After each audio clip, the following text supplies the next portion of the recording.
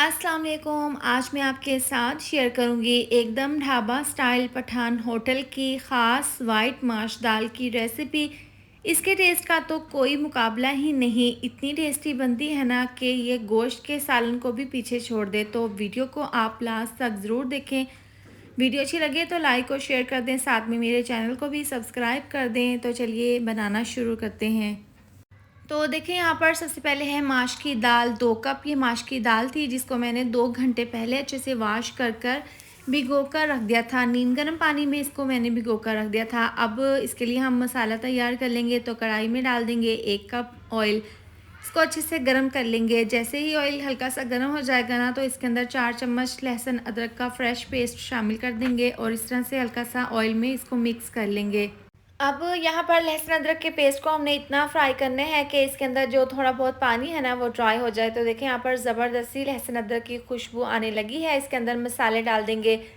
1 चम्मच जायके के हिसाब से नमक डाल देंगे, 1 चम्मच सफ़ेद मिर्चों का पाउडर, इसके साथ ही 1 चम्मच डाल देंगे हम धनिया पाउडर। ये डालते ही इसके अंदर डाल देंगे 1 चम्मच पिसा हुआ गरम मसाला, बहुत ही अच्छा सा फ्लेवर और खुशबू के लिए। तो अब देखिए इसमें हम सिंपल से मसाले डालेंगे। इस तरह से डालते ही इसको हमने अच्छे से मिक्स कर लेना है। इसको हमने मसाले को इतना भूनना है कि मसाला हमारा ज़बरदस्त सा दानेदार बन जाए। तो देखिए यहाँ पर ज़बरदस्त सा हमने इसको फ्राई कर लिया है। देखिए यहाँ पर मसाला दानेदार तैयार हो गया है। इसके बाद हम क्या करेंगे, सिंपल जो हमने माश की दाल भिगो कर रखी थी ना, इसका पानी निकाल देंगे और सिंपल हम इसके अंदर दाल डालकर इस तरह से मसाले में अच्छे से मिक्स कर लेंगे।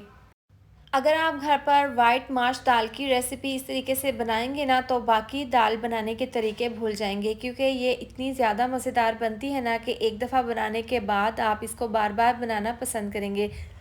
तो देखिए यहाँ पर दाल को मैंने मसाले के साथ बहुत अच्छे से फ्राई कर लिया है। मसाले ने ऑयल भी छोड़ दिया है। तो अब इसके अंदर डाल देंगे पानी, तकरीबन 2 गिलास पानी डाल देंगे, नीम गर्म पानी इसके अंदर हम डाल देंगे। इस तरह से मिक्स कर देंगे और दाल को हम यहाँ पर पका लेंगे। देखिए जिस तरह ही दाल का पानी इस तरह से उबलने लगेगा ना, तो इसको मिक्स कर देंगे। अब मीडियम टू लो आंच पर इसको कवर करके हम पका लेंगे।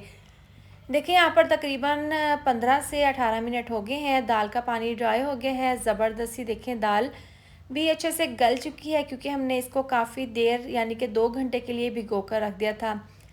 अब इस पॉइंट पर इसके अंदर दही शामिल कर देंगे, इससे बहुत ही अच्छा सा फ्लेवर आ जाएगा। तो देखें आधा कप दही डालकर इसको मिक्स कर लेंगे।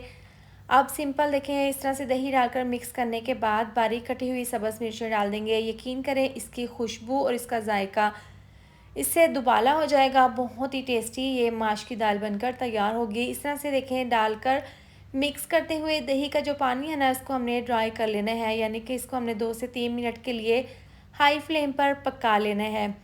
तो देखिए यहाँ पर 2 से 3 मिनट लगे हैं, दही का पानी ड्राई हो गया है और अब इसमें हम डाल देंगे ज़बरदस्त सा फ्लेवर के लिए क्रीम। तो देखिए यहाँ पर क्रीम है, फ्रेश क्रीम है ये, इसके तकरीबन हम डाल देंगे 6 चम्मच।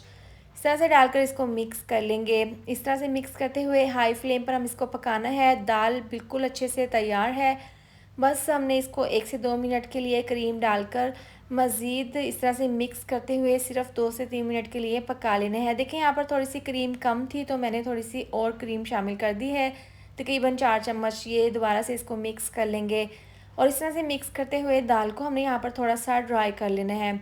देखिए ज़बरदस्ती वाइट माश की दाल तैयार है। बारीक कटा हुआ सब्ज़ धनिया छिड़क देंगे अच्छी सी लुक के लिए। तो देखिए यहाँ पर चूल्हा हम बंद कर देंगे, एक दफ़ा इसको मिक्स कर लेंगे। अब देखिए हल्का सा ठंडा होने के बाद इसको बाउल में सर्व कर लेंगे। आप इसकी फ़ाइनल लुक चेक कर सकते हैं। बहुत मज़ेदार जायकेदार ये वाइट माश की दाल तैयार है।